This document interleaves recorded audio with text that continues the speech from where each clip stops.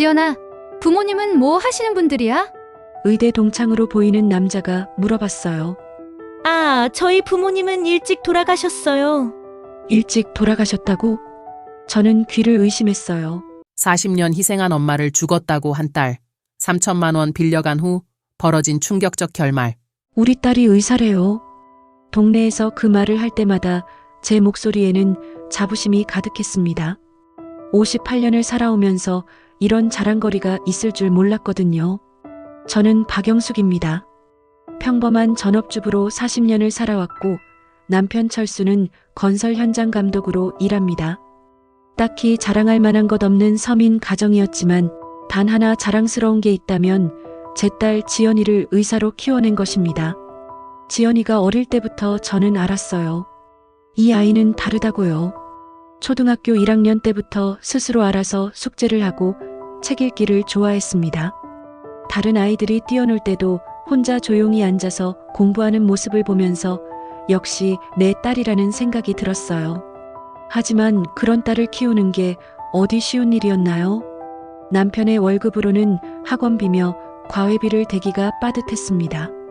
그래서 저는 집에서 할 수 있는 일이라면 뭐든 했어요. 봉투 접기, 옷수선, 젓가락 포장, 손가락 끝이 갈라져도 참았습니다. 지연이의 미래가 걸린 일이었으니까요. 새벽 4시에 일어나서 지연이 도시락을 싸고 아침 식사를 차려주고 학교까지 바래다 주는 것이 제 일상이었습니다. 저 자신을 위한 시간 따위는 없었어요. 온 세상이 지연이 중심으로 돌아갔습니다. 그때는 그게 당연한 줄 알았어요. 엄마란 원래 그런 거라고 생각했거든요. 고등학교 때 지연이가 의대에 가고 싶다고 했을 때 저와 남편은 잠시 망설였습니다.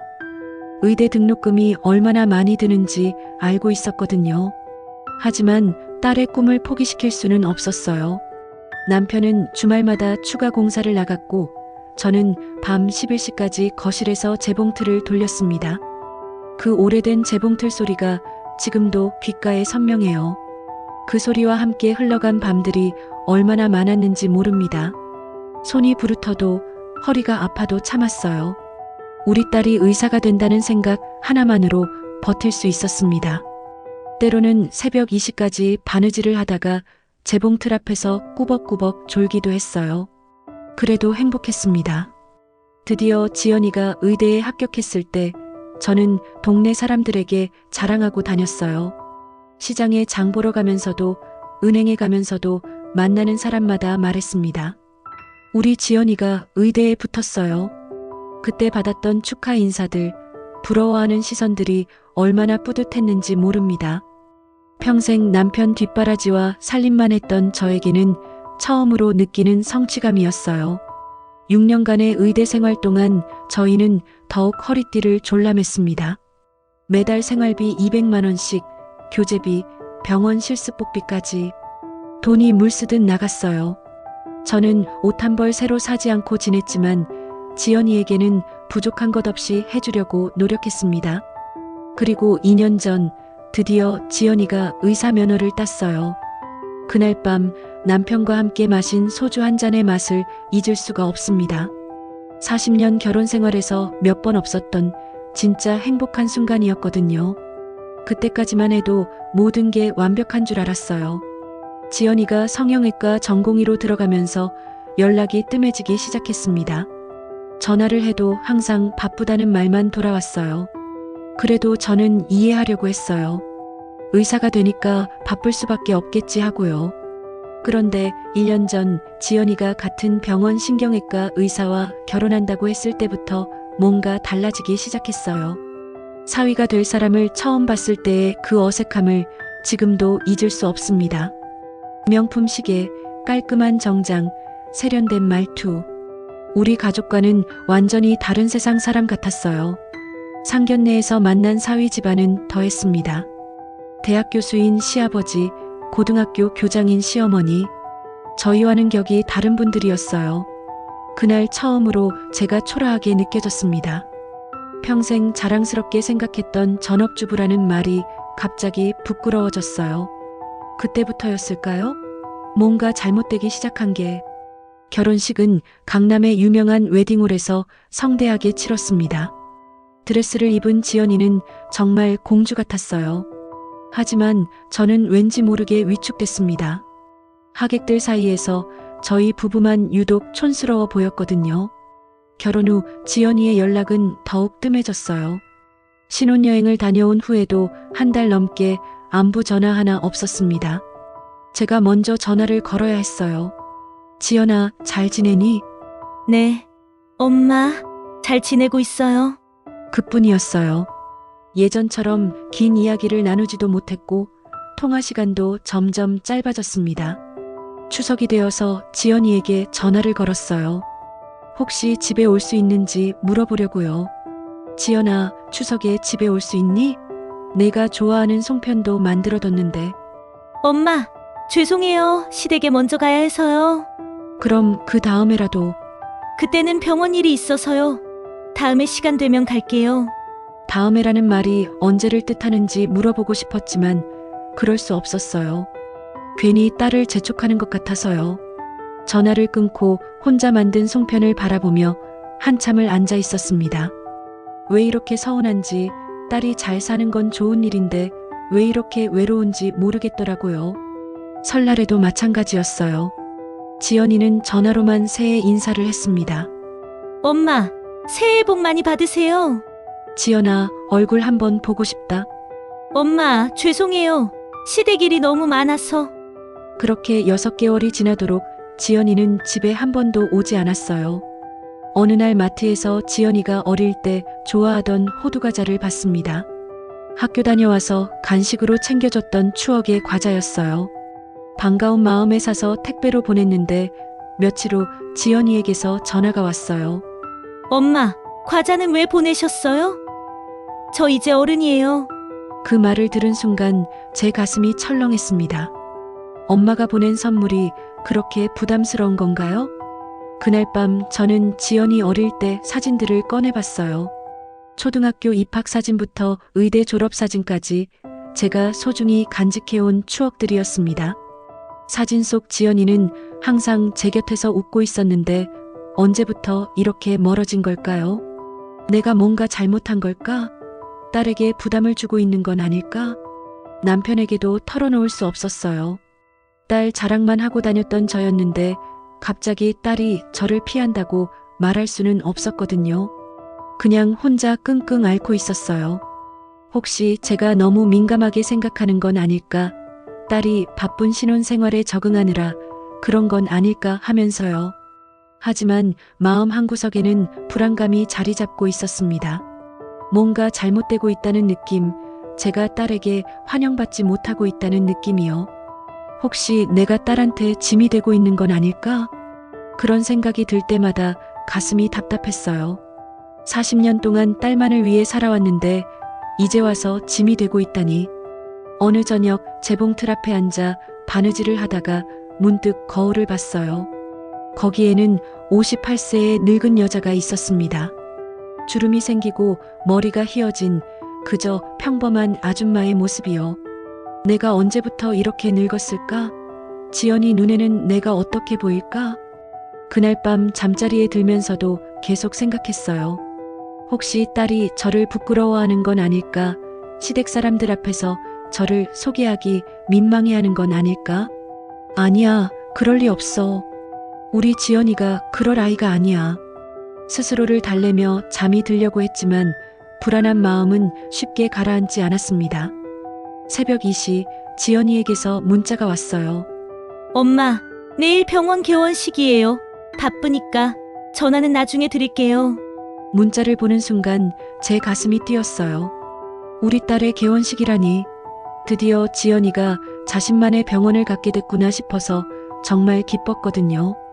하지만 동시에 이상한 생각도 들었어요. 왜 미리 말하지 않았을까? 그리고 개원식에 초대하는 말은 왜 없을까? 설마 나를 초대하지 않으려는 건 아니겠지? 그 생각이 들자마자 가슴이 철렁했어요. 혹시 정말로 딸이 저를 부끄러워하는 건 아닐까요? 그날 밤 저는 한잠도 자지 못했습니다. 딸의 인생에서 가장 중요한 순간인데 엄마인 제가 함께할 수 없다면 그보다 더 슬픈 일이 어디 있을까요? 다음 날 아침 저는 용기를 내서 지연이에게 전화를 걸기로 했어요. 개원식에 갈 수 있는지 물어보려고요. 하지만 전화기를 들고도 한참을 망설였습니다. 혹시 거절당하면 어쩌지? 딸이 정말로 저를 초대하고 싶지 않다고 하면 어쩌지? 그래도 물어봐야겠어. 엄마로서 당연한 권리 아닌가? 떨리는 손으로 전화를 걸었습니다. 이것이 우리 모녀 관계에 큰 변화를 가져올 줄은 그때 몰랐어요. 지연아, 엄마도 개원식에 가도 될까? 그 한마디를 하기까지 새벽부터 몇 시간을 고민했습니다. 전화기를 들었다 놨다 하기를 몇 번인지 몰라요. 혹시 딸에게 부담을 주는 건 아닌지, 그래도 엄마로서 당연한 권리가 아닌지, 마음속으로 수백 번 연습한 후에야 겨우 전화를 걸었어요. 아침 8시 정각, 떨리는 손으로 지연이 번호를 눌렀습니다. 여보세요, 지연아? 엄마, 왜 이렇게 일찍 전화하세요? 목소리가 차가웠어요. 예전 같으면 엄마 안녕하세요 하고 다정하게 인사했을 텐데 이제는 왜 전화했는지부터 묻더군요. 어제 문자 받았는데 개원식이 오늘이라며? 네, 짧은 대답이었어요. 더 이상 말하고 싶지 않다는 듯이. 저는 심장이 두근거리는 걸 느끼며 조심스럽게 말을 꺼냈어요. 그럼 엄마도 축하하러 가면 안 될까? 전화 너머로 침묵이 흘렀습니다. 그 짧은 침묵이 저에게는 영원 같았어요. 마치 제가 무리한 부탁을 한 것처럼 느껴졌거든요. 엄마, 그게 오늘은 정말 중요한 분들만 오셔야 해서요. 그 말을 들은 순간 제 가슴이 텅 비는 것 같았어요. 40년 동안 딸을 위해 모든 것을 바친 엄마가 중요한 사람이 아니라는 건가요? 중요한 분들이라니, 그럼 엄마는 중요한 사람이 아니라는 거니? 아니에요. 그런 뜻이 아니라 병원 관계자분들, 의료진분들, 그리고 태준이 부모님 같은 분들이 오시거든요. 태준이 부모님은 중요한 분이고 저는 그렇지 않다는 뜻이겠죠. 대학 교수와 교장 선생님은 자랑스럽게 소개할 수 있지만 건설 현장 감독과 전업주부인 저희는 그렇지 않나 보네요. 그래도 엄마는 내 엄마인데. 엄마, 죄송해요. 정말 공식적인 자리라서 다음에 따로 병원 구경시켜 드릴게요. 공식적인 자리에는 어울리지 않는 엄마. 전화를 끊고 나서 저는 부엌 싱크대 앞에서 한참을 멍하니 서 있었어요. 수돗물이 똑똑 떨어지는 소리만 들리는 고요한 아침에 제 마음도 그 물방울처럼 차갑게 식어갔습니다. 내가 뭔가 잘못 생각한 건가? 너무 성급했나? 그래도 딸의 인생에서 가장 중요한 날을 그냥 넘길 수는 없었어요. 참석은 못하더라도 축하는 해줘야겠다는 마음으로 시장에 나갔습니다. 꽃가게 아주머니가 추천해준 20만 원짜리 난초 화분을 샀어요. 제가 한 달 동안 바느질해서 모은 돈이었지만 딸을 위해서라면 아깝지 않았습니다. 카드도 정성스럽게 썼어요. 우리 지연이의 개원을 진심으로 축하합니다. 항상 건강하고 많은 환자들에게 도움이 되는 훌륭한 의사가 되길 바라요. 마이너스 사랑하는 엄마가. 택배 아저씨가 화분을 가져가는 모습을 보면서 저는 조금 뿌듯했어요. 비록 개원식에는 못 갔지만 제 마음만큼은 전했으니까요. 오후 2시가 되자 저는 왠지 모르게 안절부절 못했어요. 지금쯤 개원식이 시작됐을 텐데 우리 딸이 어떤 모습일까? 많은 사람들 앞에서 떨지는 않을까? 걱정과 궁금함이 동시에 밀려왔어요. 여보, 왜 그렇게 초조해하고 있어? 남편이 물었지만 대답할 수 없었어요. 지연이가 개원식에 오지 말라고 했다는 말을 어떻게 하겠어요? 너무 창피하고 서운해서요. 아무것도 아니야. 그냥 저녁이 되어도 지연이에게서 연락이 없었어요. 개원식이 어땠는지, 화분은 잘 받았는지 궁금한 게 너무 많았지만 먼저 전화하기가 부담스러웠어요. 혹시 또 바쁘다고 짧게 끊을까 봐서요. 아마 정신없이 바쁠 거야. 내일이면 연락 올 거야. 하지만 다음 날도 그 다음 날도 연락이 없었어요. 마치 제가 화분을 보낸 것도 축하 메시지를 보낸 것도 없었던 일처럼요. 사흘째 되는 날 참을 수 없어서 전화를 걸었습니다. 지연아, 개원식 잘 됐니? 아, 엄마, 네. 잘 됐어요. 건성건성 대답하더군요. 마치 귀찮다는 듯이. 화분은 받았니? 카드도 함께 보냈는데. 네, 받았어요. 감사해요. 그뿐이었어요. 예뻤어요. 정성스럽게 써주신 카드 감동받았어요. 그런 말은 한마디도 없었어요.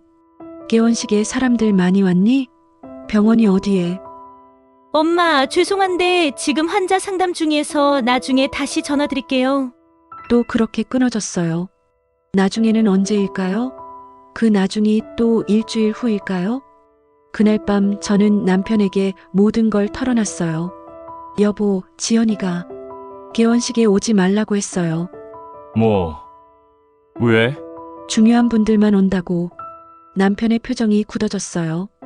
평소에 화를 잘 안 내는 사람인데 그때는 정말 화가 난 것 같았어요. 그럼 우리는 중요한 사람이 아니란 말이야? 그 애 키우려고 우리가 얼마나 고생했는데! 여보, 그러지 마요. 딸이 사회생활하면서 조심스러운 거겠죠. 남편을 달래면서도 제 마음은 더 아팠어요. 남편까지 상처받는 모습을 보니 정말 견딜 수 없었거든요. 내가 너무 민감하게 받아들이는 걸까? 딸의 입장도 이해해야 하는 거 아닐까? 일주일 후 지연이가 갑자기 전화를 했어요. 엄마, 이번 주말에 시간 되세요? 응, 왜? 병원 구경 오시라고 했잖아요. 토요일 오후에 오세요. 갑작스러운 연락이었지만 저는 너무 기뻤어요. 드디어 딸의 병원을 볼 수 있게 됐으니까요. 그동안의 서운함도 다 잊혀질 것 같았어요. 정말? 아버지도 같이 가도 되니? 네, 같이 오세요. 토요일 아침부터 저는 설렜어요. 딸의 병원을 본다는 생각에 옷도 정성스럽게 골라 입고 남편도 며칠 전에 새로 산 셔츠를 꺼내 입었어요. 우리 딸 앞에서 부끄럽지 않은 모습으로 가고 싶었거든요. 지연이의 병원은 강남의 높은 빌딩 5층에 있었어요. 엘리베이터를 타고 올라가면서 제 가슴이 쿵쾅거렸습니다. 우리 딸이 이런 멋진 곳에서 일한다니 정말 자랑스러웠어요. 병원 로비에 들어서자마자 눈이 휘둥그레졌어요. 마치 호텔 로비 같았거든요. 깔끔한 인테리어, 고급스러운 소파, 친절한 직원들, 모든 게 완벽해 보였어요. 어서 오세요. 지연이가 하얀 가운을 입고 나왔는데 정말 의사 같아 보였어요. 그 모습을 보는 순간 가슴이 뭉클했습니다. 내가 새벽마다 도시락을 싸주고 밤늦게 재봉틀을 돌려가며 키운 딸이 이렇게 훌륭한 의사가 됐구나. 지연아, 여기 정말 멋있다. 엄마가 너무 자랑스러워. 감사해요, 엄마. 병원을 구경하는 내내 저는 감탄사를 연발했어요. 최신 장비들, 넓은 상담실, 깨끗한 수술실. 딸이 이런 곳의 주인이라는 게 꿈 같았어요. 하지만 구경을 다 하고 나서 지연이가 한 말에 마음이 철렁했어요. 엄마, 아버지, 그런데 부탁이 있어요. 뭔데? 다른 분들한테 여기 온 얘기 하지 마세요. 왜? 우리가 자랑하면 안 되나? 아니에요. 그냥 의사의 가족이 자주 오면 환자분들이나 직원들이 부담스러워할 수 있어서요. 그 순간 저는 깨달았어요. 지연이가 정말로 저희를 부끄러워한다는 것을. 우리가 와서 부담이 된다고? 우리가 그렇게 창피한 존재인가? 그럼 우리가 언제 또 올 수 있을까? 엄마, 제가 정말 바빠서 미리 연락드릴게요. 집에 돌아오는 지하철 안에서 남편이 작은 목소리로 말했어요. 영수가 뭔가 이상하지 않아. 지연이가 우리를 대하는 태도가 뭐가요? 마치 우리를 숨기고 싶어 하는 것 같은데. 저도 같은 생각이었지만 인정하고 싶지 않았어요. 신경 쓰지 말아요. 의사 생활이 조심스러운 거겠죠. 하지만 마음속으론 알고 있었어요. 뭔가 잘못되고 있다는 것을. 그날 밤 저는 지연이 대학교 졸업사진을 꺼내봤어요. 학사모를 쓰고 활짝 웃는 딸의 모습이 있었어요. 그때는 제 곁에 서서 엄마 덕분이에요라고 했던 딸인데 언제부터 이렇게 달라진 걸까? 내가 뭔가 잘못했나? 며칠 후 마트에서 지연이가 어릴 때 좋아하던 견과류를 봤어요. 대학교 다닐 때도 시험 기간이면 꼭 챙겨달라고 했던 거였어요. 반가운 마음에 포장해서 택배로 보냈습니다. 그런데 이틀 후 지연이에게서 전화가 왔어요. 엄마, 견과류는 왜 보내셨어요? 내가 예전에 좋아했잖아. 몸에도 좋고. 엄마, 제발 이런 거 그만 보내세요. 제발이라는 그 단어가 제 가슴을 찔렀어요. 딸을 생각하는 마음으로 보낸 선물인데 왜 제발 그만하라는 말을 들어야 하죠? 왜? 뭐가 문제니? 저 이제 성인이고 의사예요. 이런 식으로 뭔가 보내시면 좀 부담스러워요. 부담스럽다. 내 딸이 제게 부담스럽다고 하네요. 그리고 그리고 뭔가요? 아까 말이 더 있는 것 같던데. 아무것도 아니에요. 그냥 앞으로는 미리 연락하고 보내세요. 전화를 끊고 나서 저는 한참을 앉아 있었어요. 딸을 향한 제 사랑이 이제는 부담이 되고 있다니. 내가 너무 오지랖이 넓었나? 딸의 새로운 생활을 방해하고 있는 건 아닐까? 그날 저녁 남편이 퇴근해서 보니 제가 울고 있었나 봐요. 영수가 또 왜 그래? 지연이가 뭐 보내지 말라고 해요. 부담스럽다고. 부담스럽다고? 남편의 목소리가 떨렸어요. 40년 동안 애 키우느라 우리가 얼마나 고생했는데 이제 와서 부담스럽다고. 여보, 그러지 마세요.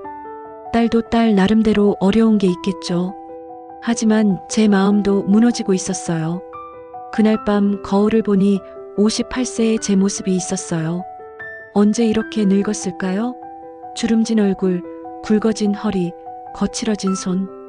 혹시 지연이 눈에는 제가 시대에 뒤떨어진 늙은 여자로 보이는 걸까요? 내가 딸에게 창피한 엄마가 된 건가? 잠자리에 들면서도 그 생각이 머리를 떠나지 않았어요. 혹시 딸이 친구들이나 동료들 앞에서 저를 소개하기 부끄러워하는 건 아닐까? 아니야, 그럴 리 없어. 우리 지연이가 그럴 아이가 아니야. 스스로를 달래려 했지만 마음 깊숙한 곳에서는 불안이 자라고 있었어요. 다음 날 아침 동네 슈퍼에서 사장 아주머니가 말했어요. 영숙 씨, 딸이 의사 되어서 얼마나 좋아요? 요즘 효도 많이 받으시죠? 네. 뭐? 그 말을 들으며 저는 쓸쓸하게 웃었어요. 효도라. 연락도 부담스러워하는데. 하지만 아직도 저는 포기하고 싶지 않았어요. 딸이 새로운 환경에 적응하느라 힘든 것뿐이라고, 시간이 지나면 예전처럼 다정한 우리 딸로 돌아올 거라고 믿고 싶었어요. 하지만 마음 한구석에서는 알고 있었어요. 뭔가 더 큰 충격이 기다리고 있다는 것을. 2개월 만에 지연이가 먼저 전화를 했을 때 저는 너무 기뻤어요. 그동안의 서운함은 다 잊고 반갑게 받았거든요. 지연아, 웬일로 전화했니? 엄마가 얼마나 보고 싶었는데. 엄마, 급한 일이 있어서요. 병원 장비 하나 더 드려야 하는데 3천만 원 정도 필요해서요. 전화를 받은 순간의 기쁨이 순식간에 사라졌어요. 안부 인사 한마디 없이 바로 돈 이야기였으니까요. 3천만 원? 그게 얼마나 큰 돈인데. 엄마, 제가 꼭 필요해서 그러는 거예요. 이 장비가 있어야 더 많은 환자를 볼 수 있거든요. 저는 마음이 복잡했어요. 딸이 도움을 요청했다는 건 좋지만 그런 큰 돈을 어떻게 마련하죠? 지연아, 우리가 그런 큰 돈이 어디 있니? 아버지가 건설 현장에서 한 달 벌어야 300만 원인데. 엄마, 집을 담보로 대출받으실 수 있잖아요. 제가 이자는 다 낼게요. 30년 동안 매달 적금을 넣어가며 겨우 마련한 우리 집을 담보로 잡으라고 하네요. 엄마, 저 정말 급해요. 이번 기회를 놓치면 다른 병원에서 그 장비를 가져갈 거예요. 목소리에 짜증이 섞여 있었어요. 마치 제가 딸의 성공을 방해하고 있다는 듯이. 그럼 태준이네는 도움 못 받니? 시부모님은 이미 너무 많이 도와주셔서 더 이상 부담드릴 수가 없어요. 아, 시부모님은 부담드릴 수 없고 친정 부모는 부담스럽지 않다는 거네. 지연아, 엄마도 생각을 좀 해봐야겠다.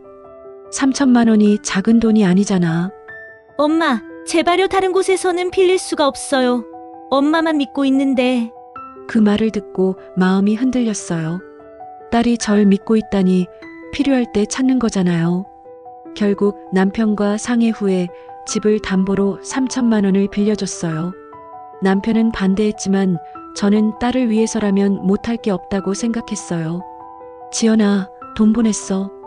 이자는 정말 내가 낼 거지? 네. 엄마 정말 감사해요. 꼭 갚을게요. 그때는 정말 고마워하는 것 같았어요. 오랜만에 따뜻한 목소리를 들어서 기뻤죠. 하지만 그 후로도 딸의 태도는 변하지 않았어요. 돈을 빌려줬으니까 조금이라도 관심을 보일 줄 알았는데 여전히 연락은 뜸했고 만날 약속도 잡지 않았어요. 한 달 후 제가 먼저 전화를 걸었어요. 지연아, 장비는 잘 샀니? 병원은 어때? 네, 잘 샀어요. 언제 한번 보러 가도 될까? 엄마가 도와준 장비도 구경하고 싶고. 엄마, 요즘 너무 바빠서요. 나중에 연락드릴게요. 그로부터 2개월이 지났는데도 이자 한 번 준 적이 없었어요. 매달 80만 원씩 나가는 이자를 저희가 다 내고 있었죠. 여보, 지연이한테 이자 이야기 해봐. 아직은 병원 초기라서 힘들 거야. 남편의 얼굴이 점점 어두워지는 게 보였어요. 건설 현장에서 힘들게 번 돈으로 딸의 병원 이자를 내고 있으니까요. 어느 날 동네 미용실에서 충격적인 소식을 들었어요. 영숙 씨, 딸 의사 잘 됐네요. 영숙 씨 딸 의사랬죠? 어제 강남에서 봤는데 정말 예뻐졌던데요. 어디서 봤어요? 강남역 백화점에서요. 비싼 명품 가방 들고 있던데 정말 잘 나가는 의사 같아 보이더라고요. 이자도 못 줄 정도로 힘들다면서 명품 가방을 사고 있다니. 집에 와서 남편에게 말했어요. 여보, 지연이가 백화점에서 명품 가방을 샀대요. 동네 사람이 봤다고 하네요. 뭐, 이자도 못 주면서? 남편이 정말 화가 난 것 같았어요. 평생 온순했던 사람이 그런 표정을 짓는 건 처음 봤어요. 며칠 후 더 큰 충격이 기다리고 있었어요. 지연이가 SNS에 올린 사진을 우연히 봤거든요. 남편 태준이와 함께 제주도 고급 리조트에서 찍은 사진이었어요. 병원이 힘들어서 이자도 못 준다면서 제주도 여행을? 그 사진을 보는 순간 속이 뒤틀렸어요. 저희는 그 이자 때문에 외식 한 번 못하고 있는데 딸은 제주도에서 호화 여행을 즐기고 있다니. 참을 수 없어서 지연이에게 전화를 걸었어요. 지연아, 제주도 여행 잘 다녀왔니? 네, 어떻게 아셨어요? 사진 봤어. 그런데 여행 갈 돈은 있으면서 엄마한테 빌린 돈 이자는 왜 안 주니? 전화 너머로 잠시 침묵이 흘렀어요. 엄마, 그건 태준이가 낸 거예요. 제 돈이 아니라서. 태준이가 냈으면 뭐 어때? 너희가 부부잖아. 엄마, 지금 저 정말 바빠요. 나중에 이야기해요. 또 바쁘다며 전화를 끊었어요. 그날 밤 남편과 심각한 대화를 했어요. 여보, 이거 뭔가 잘못됐어요. 그러게 우리가 이자 내느라 허리가 휘는데 저 애는 여행이나 다니고. 지연이가 우리를 뭘로 보는 것 같아요? ATM 기지 뭘로 보겠어. 남편의 말이 가슴에 박혔어요. 정말 그런 것 같았거든요. 필요할 때만 찾는 현금 인출기 같은 존재. 3개월째 되는 날 저는 참을 수 없어서 지연이 병원으로 직접 찾아갔어요. 미리 연락하면 또 바쁘다고 할까 봐서 그냥 갔죠. 병원 접수처에서 지연이를 부르자 깜짝 놀란 표정으로 나왔어요. 지연아, 엄마랑 잠깐 이야기 좀 하자. 사람들이 있어서 지연이는 어쩔 수 없이 상담실로 저를 안내했어요. 엄마, 왜 미리 연락 안 하고 오셨어요? 미리 연락하면 바쁘다고 하잖아. 지연아, 솔직히 이야기하자. 돈 빌려간 지 3개월인데 이자 한 번 안 줬어. 그런데 명품 가방 사고 제주도 여행 가고. 이게 맞니? 지연이의 얼굴이 굳어졌어요. 엄마, 그건 다 태준이가 한 거라고 했잖아요. 태준이가 했으면 뭐 어떡해? 너희가 부부인데 돈이 왜 따로야? 엄마는 모르세요. 의사 생활이 얼마나 힘든지. 의사 생활이 힘들면 명품 가방을 사고 제주도 여행을 가나요? 지연아, 엄마가 바보로 보여? 그때 지연이가 한 말을 저는 평생 잊을 수 없을 것 같아요. 엄마, 솔직히 말할게요. 엄마가 너무 간섭해요. 3천만 원 빌려줬는데 그게 간섭이야? 그것도 그렇고 엄마가 자꾸 뭔가 보내고 병원에 오고 제 생활에 너무 개입하려고 해요. 개입? 내가 언제 개입했다고? 엄마 같은 분이 자주 오시면 제 이미지에도 안 좋아요. 엄마 같은 분. 그 말을 듣는 순간 머리가 하얘졌어요. 엄마 같은 분이 뭔데? 아니, 그런 뜻이 아니라. 아니야, 정확히 말해. 엄마 같은 분이 뭐가 문제인데? 지연이가 말을 못하고 있을 때 접수 직원이 노크를 했어요. 원장님, 다음 환자분이 기다리고 계세요. 엄마, 저 정말 바빠요. 이 이야기는 나중에. 제가 일어서면서 말했어요. 다음 달부터 이자는 내가 내라.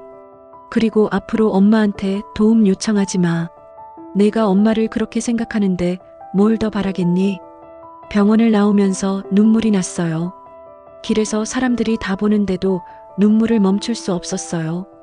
40년 동안 키운 딸이 나를 창피한 존재로 생각하다니. 집에 와서 남편에게 모든 걸 털어놨어요. 여보, 지연이가 저를 창피해해요. 뭐라고? 엄마 같은 분이 자주 오면 이미지에 안 좋다고. 남편이 주먹을 벽에 치더니 소리를 질렀어요. 이 배은망덕한 것이 누가 키워줬는데 이제 왔어? 여보, 진정해요. 하지만 저도 마찬가지였어요. 분노와 서운함이 동시에 밀려왔거든요. 그날 밤 저는 결심했어요. 더 이상 딸에게 매달리지 말자고. 딸이 원하는 대로 거리를 두자고. 그래, 내가 그렇게 원한다면 엄마는 이제 물러날게. 재봉 틀 앞에 앉아서 40년 동안의 추억을 정리하기 시작했어요. 지연이 유치원 때 만들어준 옷, 초등학교 때 꿰매준 가방, 중학교 때 수선해준 교복. 모든 게 제 손을 거쳐갔는데 이제 그 딸이 저를 부끄러운 존재라고 하네요. 내가 뭔가 잘못 키웠나? 아니면 애초에 이런 아이였던 건가?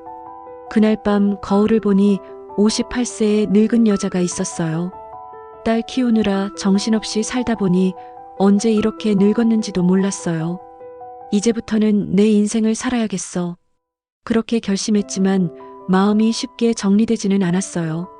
40년 동안의 습관을 하루아침에 바꿀 수는 없으니까요. 하지만 한 가지는 분명했어요. 더 이상 딸에게 일방적으로 베풀지는 않겠다는 것. 다음 날 지연이에게서 문자가 왔어요. 엄마, 어제는 제가 말을 좀 심하게 했네요. 죄송해요. 하지만 저는 답장하지 않았어요. 사과가 진심인지 아니면 돈 때문에 하는 소리인지 믿을 수 없었거든요. 이제는 정말 끝이야. 내 딸이지만 더 이상 희생하지 않을 거야. 그렇게 결심하면서도 마음 한구석에서는 여전히 딸을 기다리고 있는 제가 있었어요. 혹시 진심으로 반성하고 찾아오지 않을까 하는 기대감이. 하지만 더 큰 시련이 기다리고 있다는 걸 그때는 몰랐어요. 영숙 씨 괜찮아요? 동네 슈퍼 앞에서 김순자 씨가 제게 다가왔을 때 저는 며칠째 제대로 잠을 이루지 못한 상태였어요. 지연이와의 대화가 계속 머릿속을 맴돌아서 밥맛도 없고 무엇을 해도 집중이 안 됐거든요. 아, 순자 씨. 네, 괜찮아요. 하지만 제 얼굴이 괜찮지 않다는 걸 숨길 수는 없었나 봐요. 순자 씨는 60세로 저보다 2살 위인데 혼자 야채 장사를 하며 2 아들을 키운 분이에요. 몇 년 전부터 같은 동네에 살면서 가끔 인사를 나누던 사이였는데 그날따라 유독 관심을 보이시더라고요. 얼굴이 많이 상해 보이는데 집에 가서 차 한잔하면서 이야기 좀 해요. 평소 같으면 괜찮다고 사양했을 텐데 그날은 누군가와 이야기하고 싶은 마음이 간절했어요. 남편에게는 더 걱정을 끼치기 싫어서 털어놓지 못했거든요. 순자 씨의 작은 원룸에 들어가니 정말 소박했어요. 하지만 깔끔하게 정리되어 있고 화분들이 창가에 예쁘게 놓여 있어서 따뜻한 느낌이 들었어요. 더욱 놀라운 건 벽 한쪽에 걸린 자격증들이었습니다. 미용사 자격증, 요리사 자격증, 심지어 컴퓨터 활용 자격증까지. 순자 씨, 자격증이 정말 많네요. 혼자 살려니까 이것저것 배워야 하더라고요. 나이 들어서도 배울 건 얼마든지 있어요. 따뜻한 대추차를 마시며 순자 씨와 이야기를 나누다 보니 마음이 조금씩 풀렸어요. 그분은 정말 좋은 들어주시는 분이었거든요. 요즘 무슨 일 있어요? 며칠 전부터 표정이 안 좋아 보이던데. 처음에는 괜찮아요라고 둘러댔지만 순자 씨의 따뜻한 시선을 받고 있다 보니 결국 모든 걸 털어놓게 됐어요. 지연이 개원식 이야기부터 시작해서 3천만 원 대출, 명품 가방, 제주도 여행, 그리고 마지막에 들은 그 충격적인 말까지. 엄마 같은 분이 자주 오시면 이미지 안 좋아요. 그 말을 다시 하는 순간 눈물이 났어요. 며칠 동안 참았던 감정이 터져 나왔거든요. 순자 씨는 제 손을 꼭 잡고 들어주셨어요. 중간중간 어머나 그럴 수가라며 공감해 주시면서요. 이야기를 다 듣고 난 순자 씨가 한숨을 깊게 쉬었어요. 영숙 씨 그 마음 정말 잘 알아요. 순자 씨도 비슷한 일이 있었어요? 비슷한 정도가 아니라 거의 똑같은 일이었지요. 순자 씨가 들려준 이야기는 정말 충격적이었어요. 큰아들을 의대에 보내려고 평생 모은 돈을 다 쏟아부었는데 결국 의대 진학에 실패했다고 하더라고요. 그래서 재수, 삼수를 거듭하며 5년을 더 뒷바라지했지만 결국 실패했고 아들은 그 책임을 모두 어머니에게 돌렸다고 해요. 엄마가 제대로 뒷바라지 못해서 실패했다고 하더라고요. 5년 동안 제가 얼마나 희생했는데. 순자 씨의 목소리에도 아픔이 묻어났어요. 그래서 어떻게 하셨어요? 처음에는 영숙 씨처럼 자책했어요. 내가 뭔가 잘못했나? 더 잘해줄 걸 그랬나 하면서. 그런데 어느 날 깨달았어요. 뭘 깨달으셨어요? 자식이 잘 되는 것도 좋지만 부모도 부모 인생이 있다는 거로 자식 때문에 내 인생을 다 포기할 필요는 없다는 걸 말이에요. 그 말을 들으니 가슴이 뭉클했어요.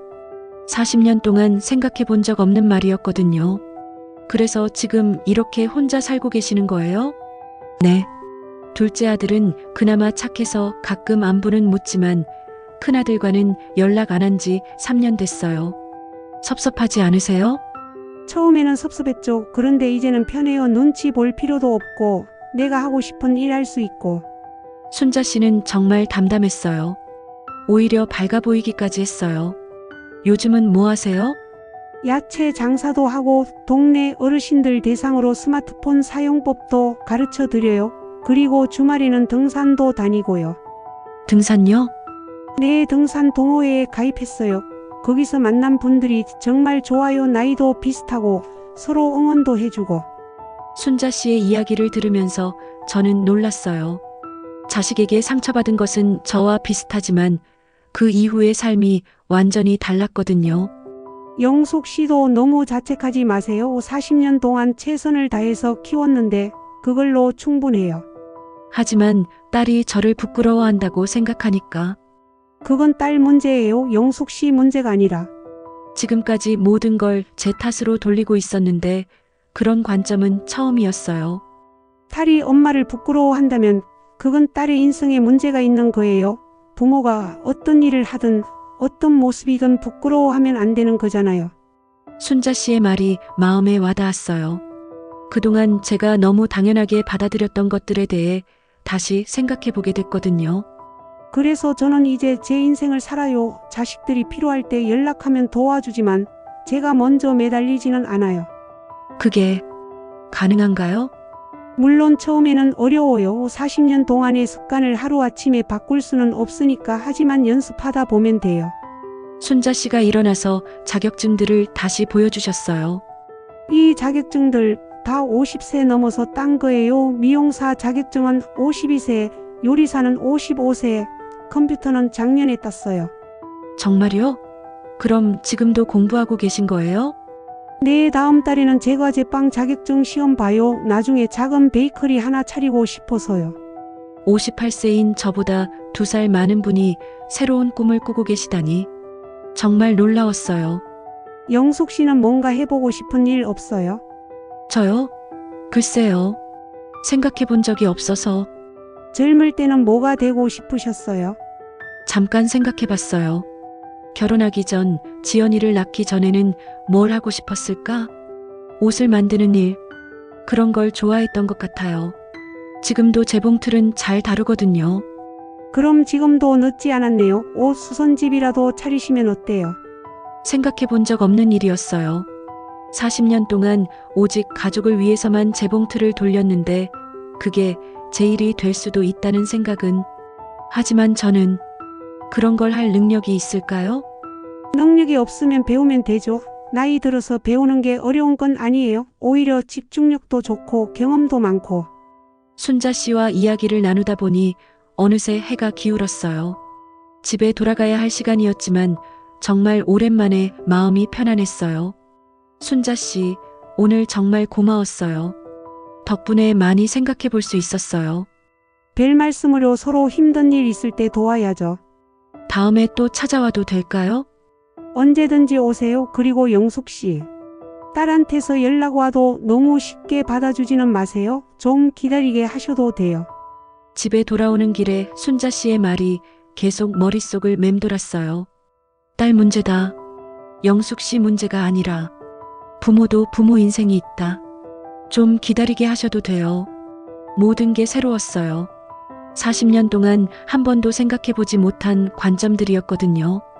집에 들어가니 남편이 저녁 준비를 하고 있었어요.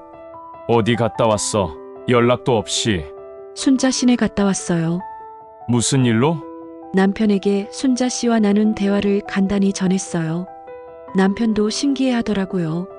그분이 그런 말을 했다고? 맞는 말이긴 하네. 여보, 우리 인생을 생각해 볼 때가 온 것 같아요. 지연이가 필요할 때만 찾지 말고 우리도 우리가 하고 싶은 일을 해보면 어떨까요? 남편이 잠시 생각하더니 말했어요. 사실 나도 퇴직하고 나면 뭘 할지 고민이었어. 지연이 일만 생각하다 보니 내 미래는 생각 안 해봤거든. 저도 마찬가지예요. 그날 밤 저는 오랜만에 푹 잤어요. 마음이 한결 가벼워졌거든요. 다음 날부터 제 생활에 작은 변화가 시작됐어요. 아침에 일어나서 지연이 생각하며 우울해하는 대신 순자 씨가 말한 옷수선집에 대해 생각해봤어요. 동네를 돌아다니며 옷수선집들을 살펴봤더니 정말 수요가 많더라고요. 특히 어르신들이 옷을 수선할 곳을 찾기 힘들어 하시는 것 같았어요. 정말 해볼 수 있을까? 마음속에서 작은 희망이 싹트기 시작했어요. 그러던 어느 날 일주일 만에 지연이에게서 전화가 왔어요. 엄마, 안녕하세요. 예전 같으면 반가운 마음에 지연아 라고 했을 텐데 그날은 달랐어요. 순자 씨 말이 생각났거든요. 네, 안녕하세요. 좀 더 차분하게 거리를 두고 대답했어요. 엄마, 그동안 제가 말을 좀 심하게 했나 봐요. 사과하는 것 같았지만 진심인지 의심스러웠어요. 이번 주말에 시간 되시면 외식이라도 같이 할까요? 예전 같으면 그래. 어디서 만날까? 라고 기뻐했을 텐데 이제는 달랐어요. 글쎄요. 생각해 볼게요. 엄마, 왜 그러세요? 바빠서요. 요즘 제가 할 일이 좀 생겨서 엄마가 무슨 일이 있어요? 여러 가지 준비하는 것들이 있어요. 나중에 전화 드릴게요. 전화를 끊고 나니 기분이 이상했어요. 섭섭하기도 했지만 한편으로는 뿌듯하기도 했어요. 이제 정말 시작인 것 같아. 그날 저녁 순자 씨에게 전화를 걸어서 지연이와의 통화 내용을 말했어요. 잘하셨어요. 영숙 씨 그렇게 하는 거예요. 그런데 좀 섭섭하기도 해요. 당연해요. 처음이니까. 하지만 계속 하다 보면 익숙해져요. 순자 씨, 정말 고마워요.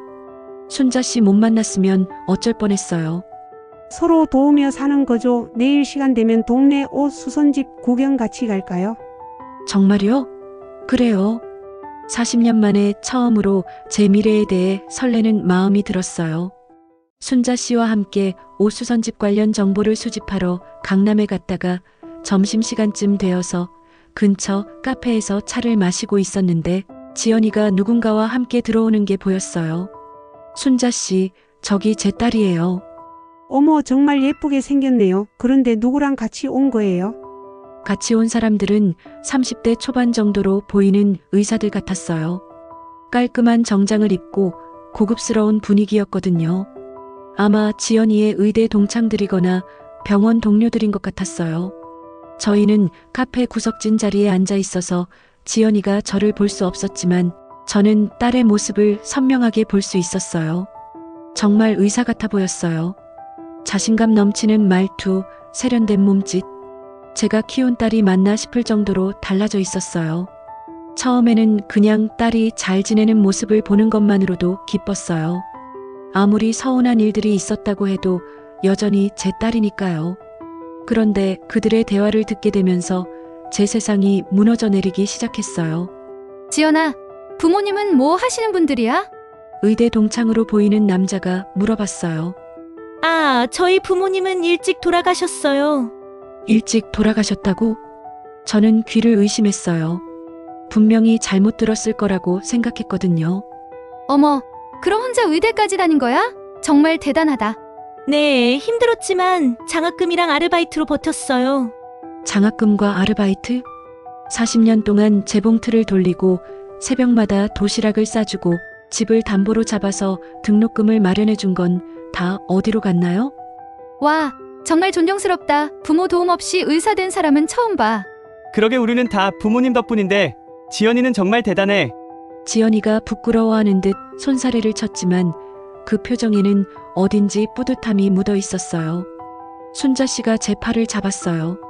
제가 너무 놀라서 컵을 떨어뜨릴 뻔했거든요. 영숙 씨 진정해요. 하지만 더 충격적인 말이 이어졌어요. 그런데 지연아, 결혼식 때 부모님 자리는 어떻게 했어? 친척분들이 대신 앉아 계셨어요.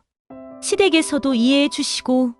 결혼식 때 저희가 분명히 신부 부모 자리에 앉아 있었는데 그건 뭐였나요? 태준이 부모님은 어떤 분들이야?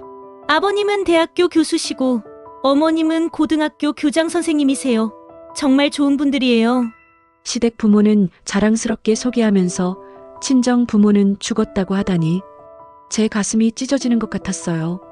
이런 배신이 어디 있나요? 40년 동안 키운 딸이 저를 완전히 지워버리다니. 지연아, 그럼 명절 때는 어떻게 해? 시댁에만 가죠. 친정이 없으니까 자유로워요. 친정이 없어서 자유롭다고 하네요. 제가 살아있는 게 불편했던 거군요. 더 이상 들을 수 없어서 자리에서 일어나려는데 한 여자가 말했어요. 그런데 지연아, 진짜 부모님이 없어서 외롭지는 않아? 나는 부모님이 귀찮을 때도 있지만 그래도 없으면 외로울 것 같은데. 그때 지연이가 한 말을 저는 평생 잊을 수 없을 거예요. 솔직히 처음에는 좀 외로웠어요. 하지만 이제는 괜찮아요. 오히려 편해요. 편하다고. 제가 살아있는 것보다 죽었다고 거짓말하는 게 더 편하다는 거군요. 어떻게 편해? 부모님이 살아계시면 여러 가지 신경 써야 할 일들이 많잖아요. 명절 때 챙겨야 하고 용돈도 드려야 하고 무엇보다 지연이가 잠깐 머뭇거리더니 말했어요. 무엇보다 체면상 좀 그런 부분들이 있어서요. 그 말을 듣는 순간 저는 정신이 아찔했어요. 정말로 저를 부끄러워하고 있었던 거군요. 무슨 말이야? 체면상? 아니에요. 그런 뜻이 아니라 그냥 설마 부모님이 못 사셔서 그런 거야? 순간 카페가 조용해졌어요. 민감한 주제였던 것 같아요. 그런 건 아니고 그냥 복잡한 가정사가 있었어요. 저희 가정에 무슨 복잡한 일이 있었나요? 그저 평범한 서민 가정이었는데 친구들이 더 이상 묻지 않았지만 분위기가 어색해진 게 느껴졌어요. 지연이도 화제를 돌리려고 애쓰는 것 같았고요. 저는 더 이상 들을 수 없어서 순자 씨와 함께 조용히 카페를 나왔어요. 바깥에 나와서야 숨을 쉴 수 있었어요. 순자 씨, 제가 뭘 잘못한 걸까요? 아무것도 잘못 안 했어요. 오히려 너무 잘했어요. 그런데 왜 딸이? 그건 딸이 잘못된 거예요. 부모를 죽었다고 하는 자식이 어디 있어요? 집에 돌아오는 길에 저는 멍한 상태였어요. 지하철에서도 버스에서도 계속 지연이의 말이 맴돌았어요. 부모님은 일찍 돌아가셨어요. 오히려 편해요. 체면상 좀 그런 부분들이 있어서요. 집에 도착해서 남편에게 모든 걸 말했어요. 남편은 처음에는 믿을 수 없다는 표정이었다가 점점 분노로 얼굴이 빨개졌어요. 뭐라고? 우리가 죽었다고? 네. 친구들 앞에서 그렇게 말했어요. 이 배은망덕한. 남편이 주먹을 벽에 쳤어요. 여보, 진정해요. 어떻게 진정해? 40년 동안 뒷바라지에서 의사 만들어 놨더니 이제 우리가 죽었다고? 그러게요. 당장 전화해서 따져봐야겠어. 여보, 그러지 마요. 지금 따져서 뭐해요? 하지만 저도 마음속으로는 화가 치밀어 올랐어요. 서운한 정도가 아니라 정말 분노가 치솟았거든요. 그날 밤 잠이 오지 않았어요. 계속 생각해봐도 이해할 수 없었어요. 어떻게 부모를 그렇게 쉽게 지워버릴 수 있을까요? 다음 날 아침 지연이에게서 전화가 왔어요. 엄마, 안녕하세요. 어제 연락 못 드려서 죄송해요. 평상시와 똑같은 목소리였어요. 어제 친구들 앞에서 저를 죽었다고 한 사람 맞나 싶을 정도로요. 엄마, 이번 주말에 정말 시간 안 되세요? 오랜만에 맛있는 거 사드리고 싶은데. 죽은 사람한테 밥을 사준다는 건가요? 지연아, 너 어제 어디 있었니? 어제요? 병원에 있었는데 왜요? 병원 끝나고는 집에 있었어요. 왜 그러세요? 거짓말을 하고 있었어요. 그것도 너무나 태연하게요. 동료들과는 안 만났니? 근처 카페에서 잠깐 커피 마셨어요. 왜요? 거기서 무슨 이야기 했니? 엄마, 왜 이렇게 캐묻으세요? 무슨 일 있어요? 지연아, 엄마가 어떤 사람인지 친구들한테 어떻게 말했니? 전화 너머로 침묵이 흘렀어요. 순간 긴장하는 게 느껴졌어요. 엄마, 무슨 뜻이에요? 엄마가 죽었다고 했니? 더 긴 침묵이 흘렀어요. 엄마, 대답만 해. 엄마가 죽었다고 했니? 엄마, 그건 네, 아니요. 둘 중 하나만 대답해. 냈어요? 그 순간 제 마음이 완전히 부서졌어요. 직접 인정하는 말을 들으니 더 충격적이었어요. 왜 그런 말을 했니? 엄마, 제가 설명드릴게요. 설명? 뭘 설명해? 살아있는 엄마를 죽었다고 하는 걸 어떻게 설명해? 엄마, 만나서 이야기해요. 만날 필요 없어. 전화로 해. 엄마, 제발, 지연아, 엄마가 그렇게 부끄러운 존재야? 그게 아니에요. 그럼 뭐야? 왜 죽었다고 했어? 긴 침묵 후에 지연이가 작은 목소리로 말했어요. 복잡해요. 뭐가 복잡해? 엄마는 몰라요. 제 입장을. 내 입장? 내 입장이 뭔데? 엄마, 저 정말 죄송해요. 제가 잘못했어요. 사과는 하지만 진심이 느껴지지 않았어요. 들켰으니까 어쩔 수 없이 하는 사과 같았어요. 지연아, 마지막으로 하나만 묻자. 엄마가 정말 그렇게 부끄러워? 긴 침묵이 흘렀어요. 그 침묵이 답이었어요. 저는 전화를 끊었어요. 남편이 달려왔어요. 뭐라고 하던가? 인정했어요. 정말로 죽었다고 했다네요. 남편도 할 말을 잃었어요. 그날부터 저는 결심했어요. 정말로 딸과의 관계를 정리해야겠다고요. 순자 씨에게 전화를 걸어서 모든 상황을 말했어요. 영숙 씨 이제 정말 끝이네요. 이제 영숙 씨도 완전히 자유로워진 거예요. 자유롭다고 하니까 지연이도 친정이 없어서 자유롭다고 했어요. 그럼 서로 자유로우면 되는 거 아니에요? 영숙 씨도 이제 진짜 자기 인생 사세요. 순자 씨의 말이 맞았어요. 이제 정말로 제 인생을 살아야 할 때가 온 것 같았어요. 그날 밤 재봉틀 앞에 앉아서 40년간의 추억을 정리하기 시작했어요. 이제는 딸을 위해서가 아니라 저를 위해서 바느질을 할 때가 온 것 같았어요. 엄마, 도대체 왜 이러세요?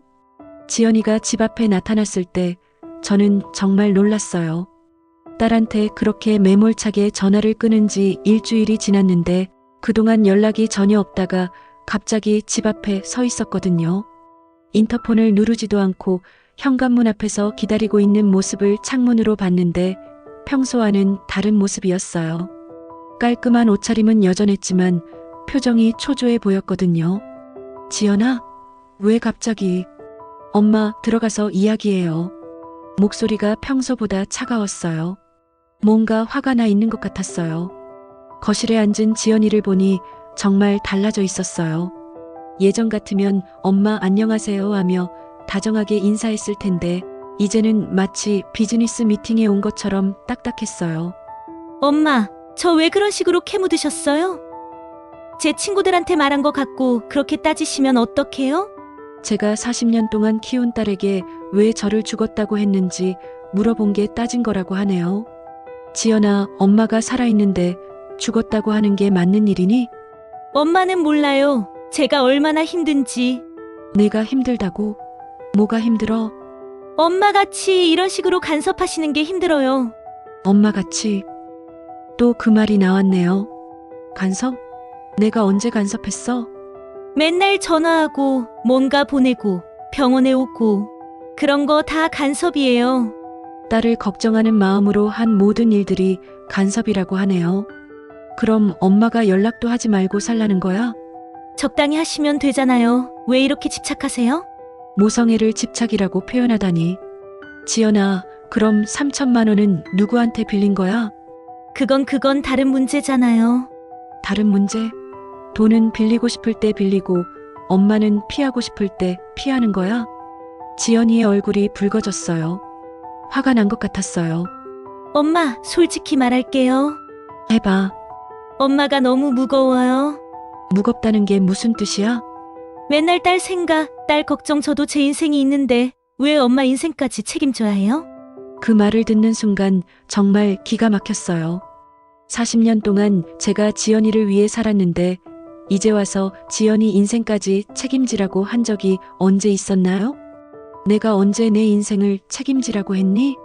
말로는 안 했지만 엄마 행동이 다 그런 거잖아요. 저 때문에 희생했으니까 이제 저한테 보상받으려고 하는 거잖아요. 제가 보상을 바란 적이 있었나요? 그저 딸이 잘 지내는지 궁금해서 가끔 얼굴 보고 싶어서 연락한 게 전부인데. 지연아, 엄마가 언제 보상을 바랐어? 엄마는 자각을 못 하시는 거예요. 무의식적으로 그러고 계신 거라고. 이제 심리학 용어까지 써가며 저를 분석하고 있네요. 그럼 내가 원하는 게 뭐야? 거리를 두고 싶어요. 거리? 명절 때나 특별한 일 있을 때만 연락하고 평상시에는 각자 살고 싶어요. 각자 살고 싶다고? 40년 동안 함께해온 모녀가 남처럼 지내자는 얘기네요. 그때 남편이 퇴근해서 들어왔어요. 지연아. 언제 왔니? 안녕하세요, 아버지. 뭔 얘기하고 있었어? 남편이 분위기가 심상치 않다는 걸 눈치챘나 봐요. 아버지, 제가 엄마랑 이야기하고 있었어요. 무슨 이야기? 지연이가 남편을 쳐다보더니 말했어요. 아버지도 같이 들으세요. 저희 가족이 앞으로 어떻게 지낼지에 대한 이야기니까. 남편이 제 옆에 앉으면서 물었어요. 무슨 얘기인데? 저는 부모님과 거리를 두고 싶어요. 거리를 둔다고? 네, 너무 가깝게 지내는 게 서로에게 좋지 않은 것 같아서요. 남편의 얼굴이 굳어졌어요. 지연아, 그게 무슨 말이야? 아버지, 솔직히 말씀드릴게요. 부모님이 제게 너무 의존적이에요. 우리가 너한테 의존적이라고? 네, 특히 엄마가 그래요. 저 없으면 안 될 것처럼 행동하세요. 남편이 벌떡 일어났어요. 이 애가 지금 뭔 소리를? 여보, 진정해요. 저는 남편을 말렸지만 속으로는 저도 화가 치밀어 올랐어요. 지연아, 그럼 내가 원하는 게 뭐야? 정확히 말해봐. 간단해요. 연락은 한 달에 한 번 정도만 하고 만나는 것도 분기별로 한 번씩만 하고 자식을 1년에 4번만 보자고 하네요. 그리고 무엇보다 제 친구들이나 동료들 앞에서는 부모님 이야기를 하지 않을 거예요. 부모님이 어떤 일을 하시는지, 어떻게 사시는지 그런 얘기를 하지 않겠다는 뜻이에요. 남편이 주먹을 쥐었어요. 너 지금 우리가 부끄럽다는 소리야? 부끄럽다는 게 아니라 복잡해요. 뭐가 복잡해? 대답이나 제대로 해! 아버지, 화내지 마세요. 화를 내지 말라고? 40년 동안 키워놓은 딸이 이제 와서 우리를 숨기겠다고 하는데! 지연이가 한숨을 쉬더니 말했어요. 아버지, 엄마, 이해해 주세요. 저도 제 인생이 있어요. 그 한마디가 제 가슴을 찔렀어요. 40년 동안 함께해온 가족이 이제 완전히 남이 되겠다는 얘기네요. 지연아, 마지막으로 하나만 묻자. 엄마 아빠가 그렇게 부끄러워?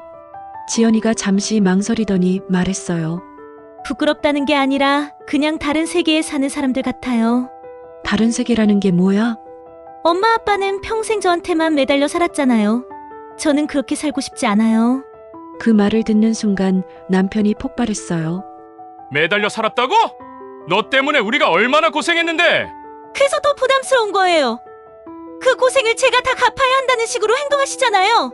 갚아야 한다고? 우리가 언제 갚으라고 했니? 말로는 안 하지만 행동이 그래요. 저는 더 이상 들을 수 없어서 일어났어요. 지연아, 그만하자. 네가 원하는 대로 하자. 연락도 하지 않을게.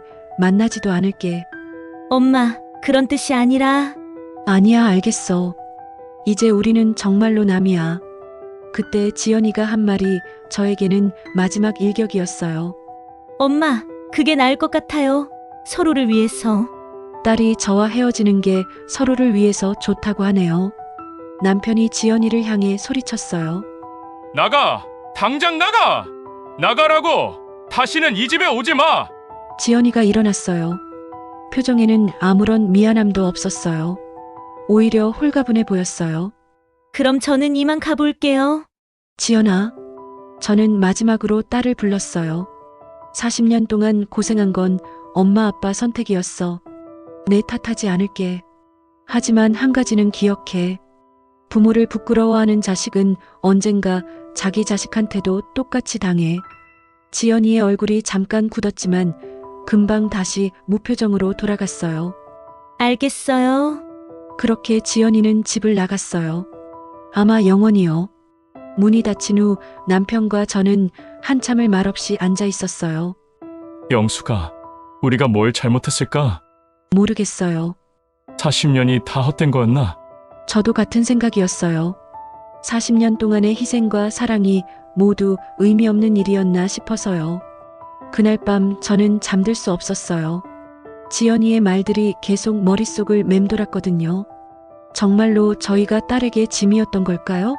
사랑한다고 생각했는데 실제로는 부담을 준 걸까요? 새벽 3시 저는 재봉틀 앞에 앉았어요. 40년 동안 딸을 위해 돌린 이 재봉틀이 이제는 무엇을 위해 존재하는지 모르겠더라고요. 하지만 한 가지는 확실했어요. 이제 정말로 끝이라는 것. 다음 날 아침 순자 씨가 찾아왔어요. 제 얼굴을 보더니 바로 알았나 봐요. 무슨 일 있었어요? 모든 걸 말하니까 순자 씨도 한숨을 쉬었어요. 이제 정말 끝이네요. 네. 더 이상 희망을 가질 수가 없어요. 영숙 씨 슬퍼하지 마세요. 오히려 해방된 거예요. 해방이라고요? 이제 진짜 자유로워진 거잖아요.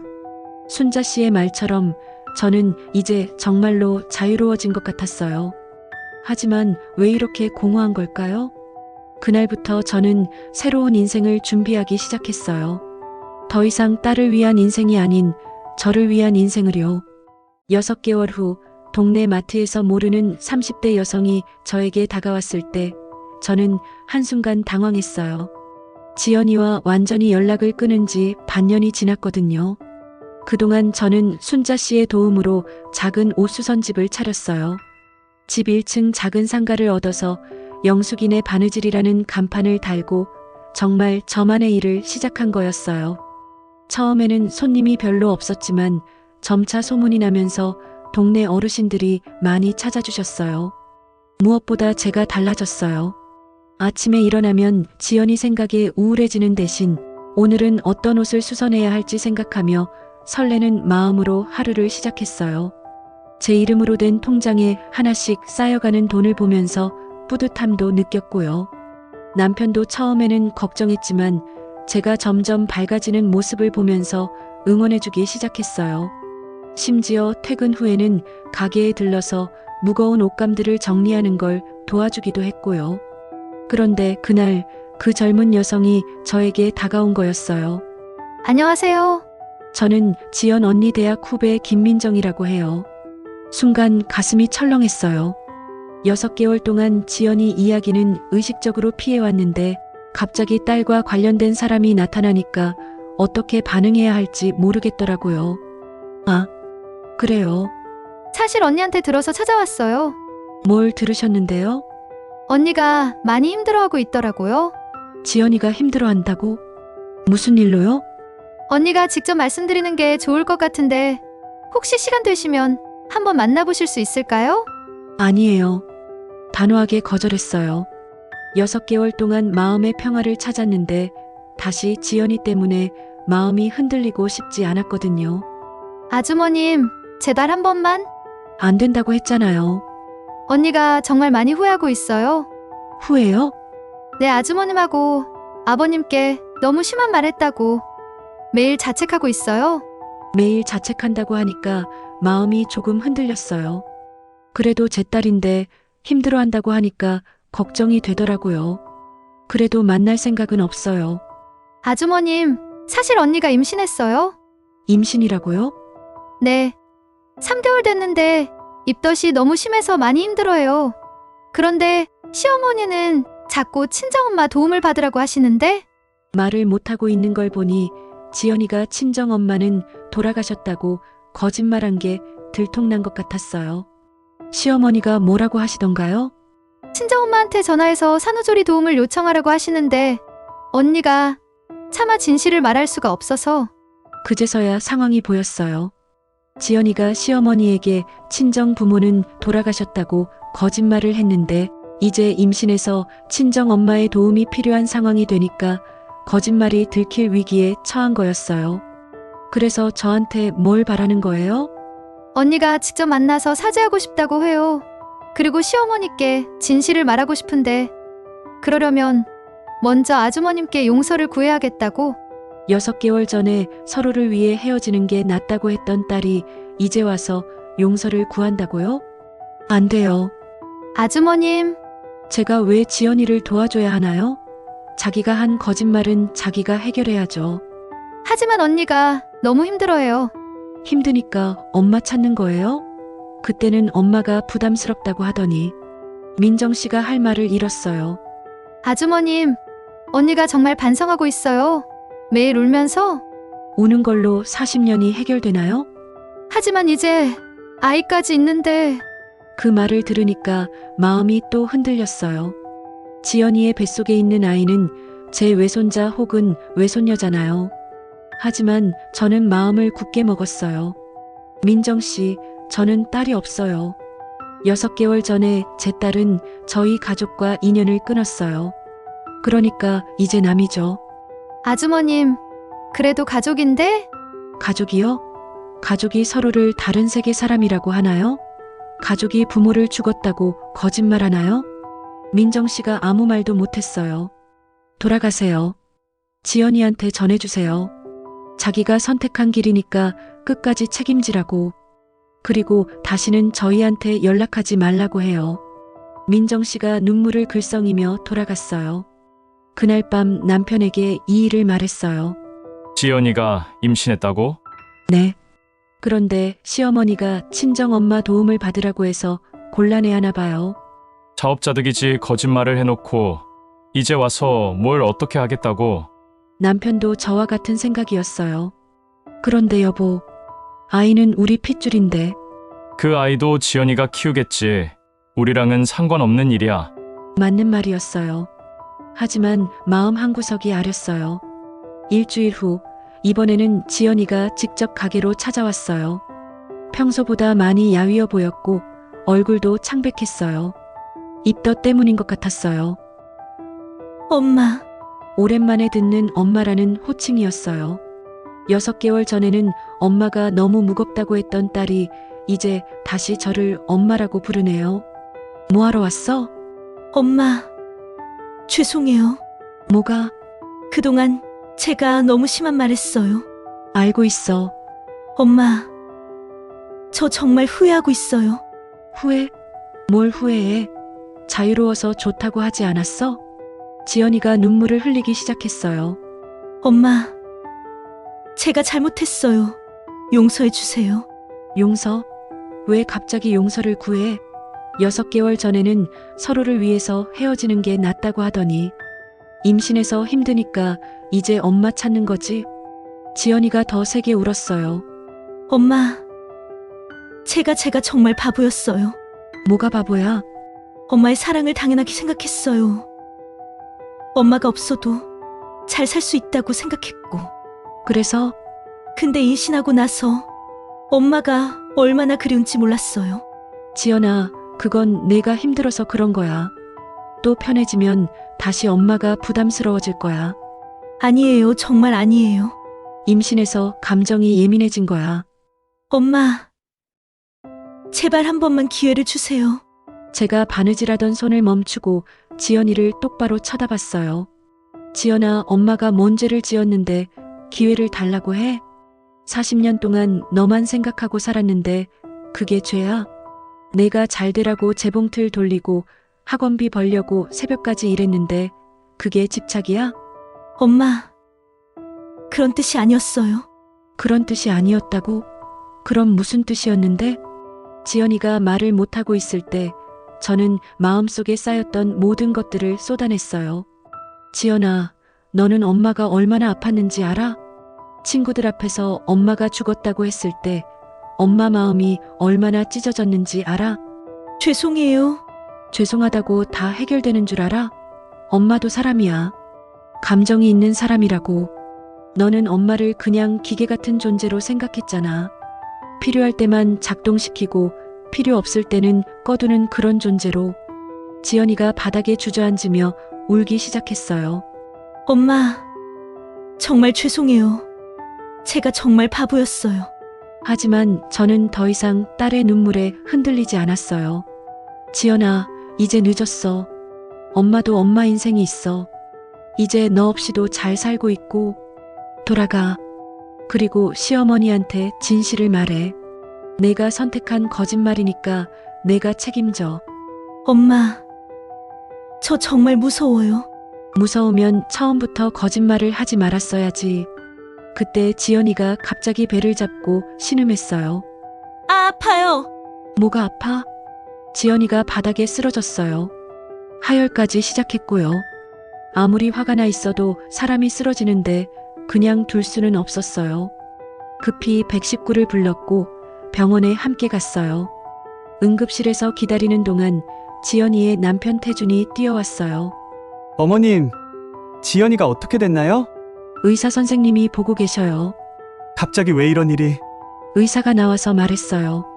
다행히 아기는 무사하지만 스트레스로 인한 절박 유산 위험이 있으니 입원해서 안정을 취해야 한다고 했어요. 스트레스요? 네, 임신 초기에는 정신적 충격이 크면 이런 일이 생길 수 있어요. 태준이 저를 쳐다봤어요.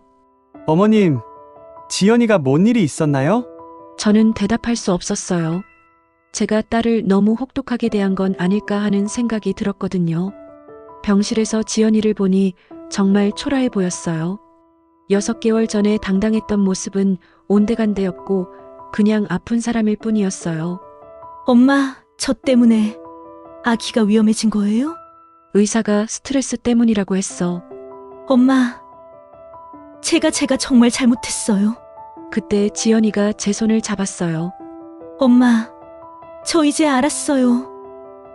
엄마가 저를 얼마나 사랑했는지, 그리고 제가 얼마나 소중한 존재를 잃을 뻔했는지. 엄마, 저 정말 후회해요. 엄마를 극히 대한 거. 처음으로 진심이 느껴지는 사과였어요. 하지만 저는 여전히 마음을 열 수 없었어요. 너무 많이 다쳤거든요. 지연아, 엄마도 많이 생각해봤어. 너의 말 중에 맞는 것도 있었어. 엄마가 너한테 너무 의존했던 것 같아. 내 인생을 너에게만 맡겨버렸지. 그런데 이제는 달라. 엄마도 엄마 인생이 있다는 걸 알았어. 그럼 저는? 너는 너 인생을 살아. 아기 낳고 잘 키워. 엄마와 함께는 안 되는 건가요? 제가 한참을 생각한 후에 말했어요. 시간이 필요해. 엄마도 상처받은 사람이야. 하루아침에 다 용서할 수는 없어. 지연이가 고개를 끄덕였어요. 알겠어요. 기다릴게요. 병원을 나오면서 저는 복잡한 마음이었어요. 딸이 진심으로 후회하고 있다는 건 알겠지만 그렇다고 해서 6개월 전의 상처가 다 아무는 건 아니었어요. 집에 와서 남편에게 모든 상황을 말했어요. 여보는 어떻게 생각해? 글쎄, 진짜 후회하는 것 같기는 한데, 그렇죠? 하지만 또 언제 마음이 바뀔지 모르잖아. 그래서 시간이 필요하다고 했어요. 그게 맞는 것 같아. 너무 쉽게 용서하면 똑같은 일이 반복될 수도 있고. 그날 밤 저는 오랜만에 깊이 잠들었어요. 6개월 동안 묻어두었던 감정들이 모두 터져나와서 그런지 마음이 한결 가벼워진 느낌이었어요. 하지만 아직 끝은 아니었어요. 진짜 결말은 이제부터였으니까요. 엄마, 정말 힘들어요. 지연이가 아이를 낳은 지 100일이 지났을 때 저에게 온 문자였어요. 그동안 저는 정말 많은 변화를 겪었어요.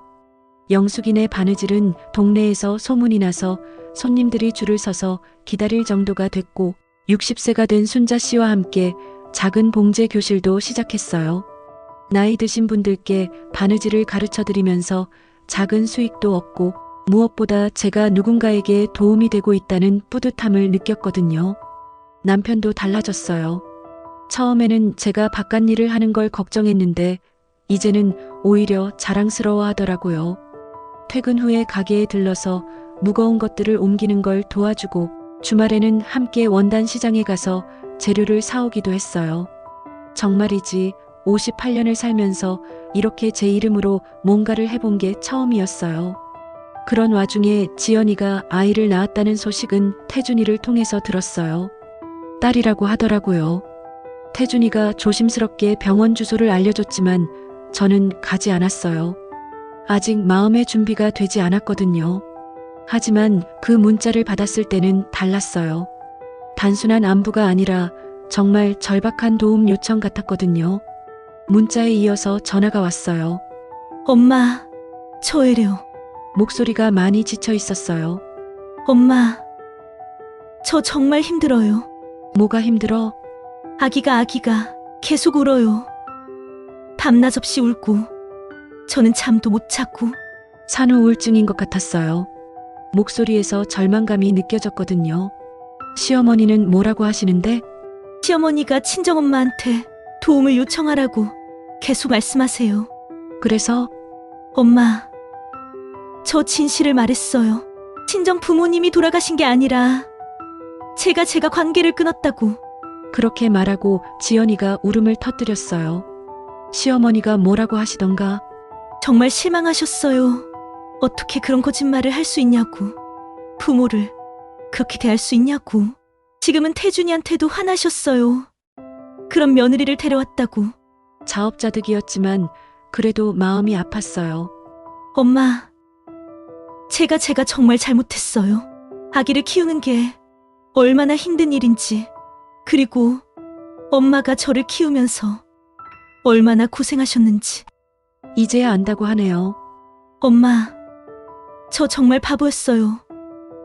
엄마의 사랑이 얼마나 소중한 건지 몰랐어요. 엄마, 아기가 울 때마다 생각나요.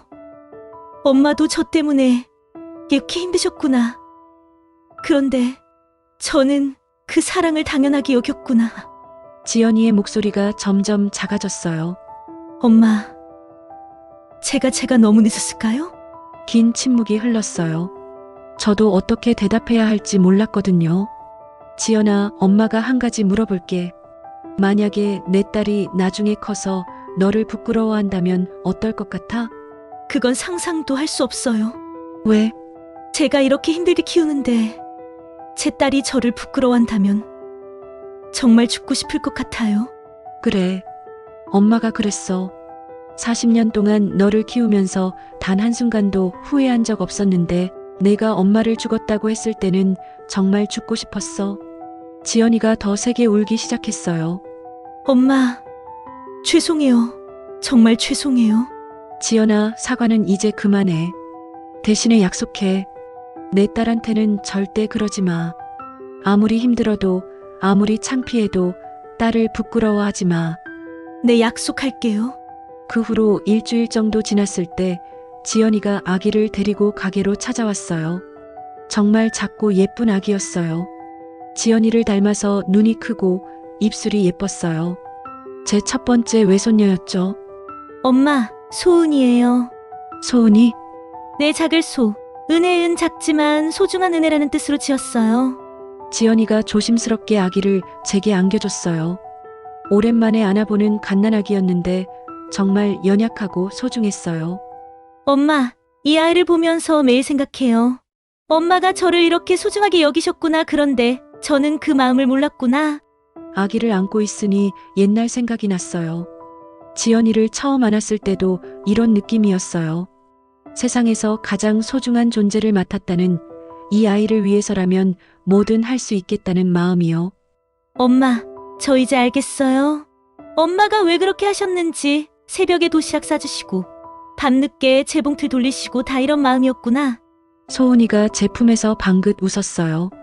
아직 100일도 안 된 아기가 웃는 게 신기했어요. 엄마, 아기가 엄마를 좋아하나 봐요. 그런가? 평소에는 낯선 사람이 안으면 우는데 엄마 품에서는 웃네요. 역시 핏줄은 못 속이나 봐요. 그날 지연이는 오랫동안 가게에 머물렀어요. 아기를 재우고 저와 이런저런 이야기를 나눴어요. 예전처럼 다정한 대화는 아니었지만 그래도 평화로웠어요. 엄마, 가게 정말 잘하셨네요. 순자 언니가 많이 도와줘서 고객분들이 많이 오시네요. 동네에서 소문이 나서 그래. 엄마가 이렇게 멋진 분이었는지 몰랐어요. 지연아, 엄마도 엄마만의 인생이 있다는 걸 이제 알겠지? 네, 정말 죄송해요. 사과 그만하라고 했잖아. 그럼 뭐라고 해야 하죠? 고맙다고 해. 엄마한테 고맙다고. 40년 동안 키워줘서 고맙다고. 지연이가 눈물을 흘리면서 말했어요. 엄마, 고마워요.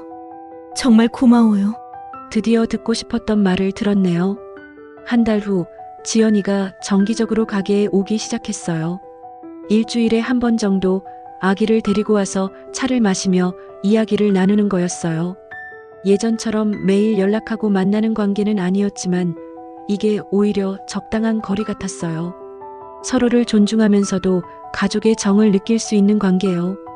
어느 날 지연이가 물어봤어요. 엄마, 저 용서하셨어요? 용서? 네, 제가 그렇게 심한 말 했는데. 지연아, 엄마는 이제 그런 거에 매달리지 않아. 용서하고 안 하고의 문제가 아니라 이제는 서로 다른 어른으로 지내는 거야. 너는 소은이 엄마이고 나는 내 가게 사장이야. 그리고 우리는 가족이기도 하고. 지연이가 고개를 끄덕였어요. 엄마, 그런데 궁금한 게 있어요. 엄마는 언제부터 이렇게 강해지셨어요? 강해졌다고? 네, 예전 엄마는 저 때문에 울기도 하시고 전전긍긍하셨는데. 순자 언니가 가르쳐 주셨어. 자식을 위한 인생도 좋지만 나를 위한 인생도 필요하다고. 그리고 너도 이제 알았잖아. 아이를 키우는 게 얼마나 힘든 일인지. 지연이가 소은이를 바라보며 말했어요. 네, 이제 정말 알겠어요. 엄마가 얼마나 대단한 분인지. 그해 겨울 소은이가 돌이 되었을 때 작은 돌잔치를 했어요. 지연이네 집에서 간단하게요. 시댁 가족들도 와서 저희를 만났는데 처음에는 어색했지만 점차 자연스러워졌어요. 특히 시어머니께서 저에게 말씀하셨어요. 사돈어른, 그동안 고생 많으셨네요. 지연이가 저한테도 진실을 다 말했어요. 자기가 얼마나 철없이 굴었는지. 이제 다 지난 일이에요. 사돈어른 같은 어머니를 둔 지연이가 복이 많은 거네요. 그 말을 듣고 지연이가 제 손을 꼭 잡았어요. 돌잔치가 끝나고 집에 와서 남편과 이야기했어요. 여보, 이제 정말 다 해결된 것 같아. 그러게 지연이도 많이 달라졌고. 아이를 낳고 키우니까 엄마 마음을 알겠나 봐. 그런가 보지. 그래도 영숙이가 너무 쉽게 용서한 건 아냐? 용서라기보다는 이제 서로 어른이 된 것 같아요. 어른. 네. 저도 제 일을 하고 있고 지연이도 엄마가 되었고 이제는 서로에게 의존하지 않는 독립된 관계가 된 거죠. 그날 밤 저는 일기장을 꺼냈어요. 오랜만에 쓰는 일기였어요. 60년을 살면서 이제야 깨달았다. 자식을 사랑하는 것과 자식에게 매달리는 것은 다르다는 것을. 진정한 사랑은 상대방을 존중하면서도 자신의 삶을 소중히 여기는 것이다. 지연이가 이제야 엄마의 마음을 알게 되었듯이 나도 이제야 진짜 어른이 되었다. 3년 후 지연이가 둘째를 임신했다는 소식을 들었어요. 이번에는 아들이라고 하더라고요. 엄마, 이번에는 산후조리 도와주실 수 있어요? 당연하지.